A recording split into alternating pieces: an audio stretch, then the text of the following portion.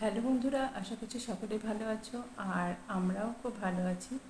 আর এখন সন্ধ্যা হয়ে গেছে, আমি একটু রেস্ট করছিলাম। তারপরে উঠে আমি এখন ফুল গাছগুলোকে জল দেবো, আর তার আগে আমি একটু সন্ধ্যা দিয়ে নেব। চলো তাহলে।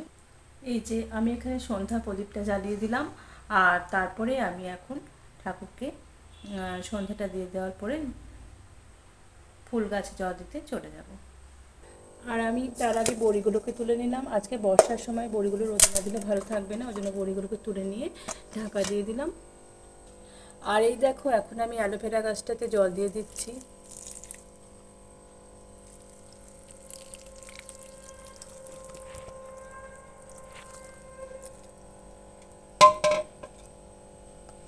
তারপর আরও একটা বড় গাছ, যে টবে রাখা যে গাছটা, ওই গাছটাতেও আমি জল দিয়ে দিলাম।